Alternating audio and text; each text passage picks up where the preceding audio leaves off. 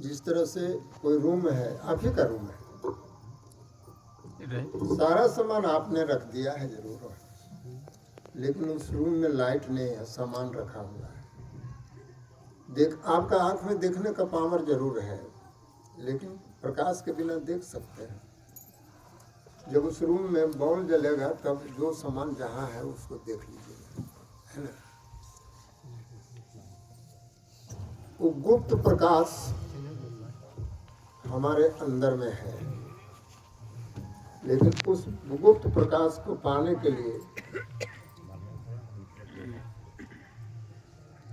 भजन में कहा है कि लगन की जरूरत है, और पावेगा तो वही ना जिसमें लगन होगा। आज बहुत से मूर्ति सोच लिया है कि हम कंठी ले लिए लाइसेंस, अब हमारा काम खत्म हो गया।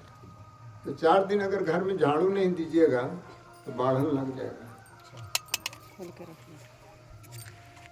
जिस तरह से रोज सारा काम करना है उसी तरह से शरीर में दो भाग में बटा हुआ है।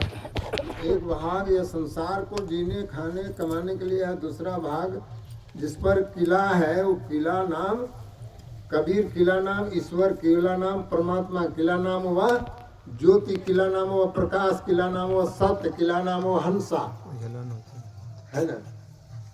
उसको देखने के लिए प्रयास रोज करना। धर्मदास को साहेब मिलने बनत बनत बन गए, है ना। तो रोज प्रयास कीजिए, बहुत से, और कैसे कीजिए, सबसे की बात कहेंगे।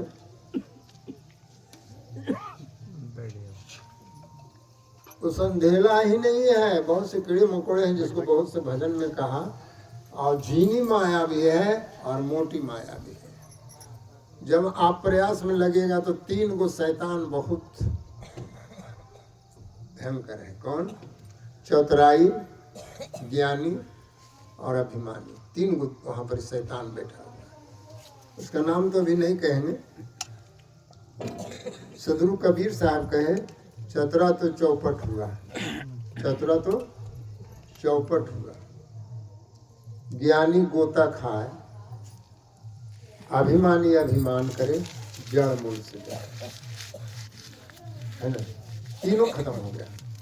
जो चतुर था वो भी खत्म हो गया, अज्ञानी था वो भी खत्म हो गया, और जो अभिमानी था वो भी खत्म हो गया। वो कौन था इस शरीर में, कहाँ पर रहता है, किस वक्त क्या करता है, महात्मा लोग से पूछ लीजिएगा, बता देंगे। यहाँ पर ही अब तो पूजा का समय, हम उसको क्लियर करने में समय लगेगा, है ना। लेकिन उसकी शक्ति को, जैसे कोई बेड़ी में बांधा हुआ है तो बेड़ी धीरे धीरे ढील हुआ, इतना ढील हुआ कि फिर छूट गया।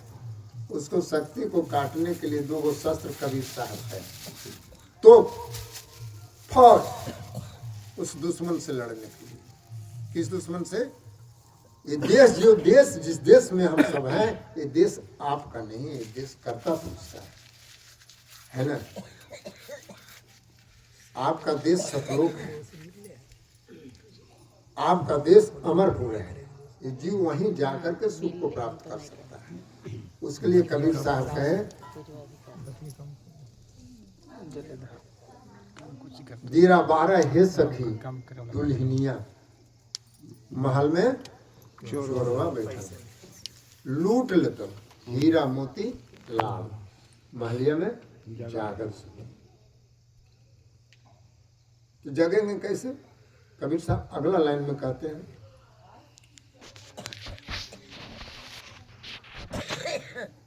युद्ध करो 5 चोर से, बीरा के बारूद।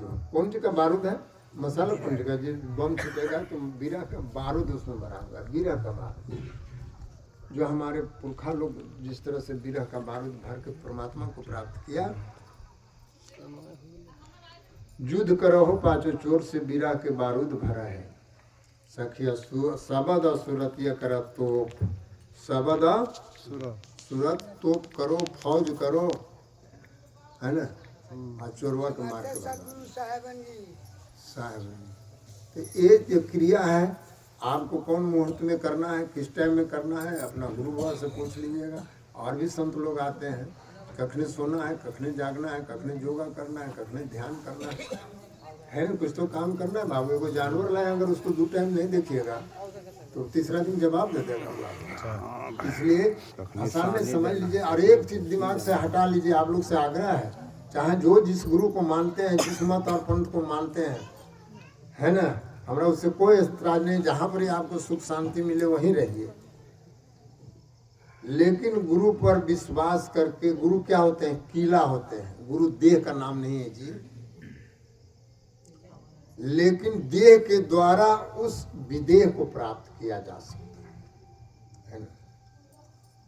काया नाम कबीर गोहरावे और देह विदेह दोनों दर्शावे। अगर सिर्फ देह को गुरु मानते हैं तो गुरु किया देह के सतगुरु चिन्हा नहीं, और कहे कबीर विचार के बुड़ जाओगे भवसागर माही। अब देह और विदेह के थोड़ा सा आप लोग समझ लीजिए। देह नाम तो आपको सामने बैठा हुआ और विदेह को नहीं। ये जो आवाज जा रहा है, देह तो ये आवाज वहां तक चल गया, बम्बे चल गया, दिल्ली चल गया, बिना देहिए के नहीं गया।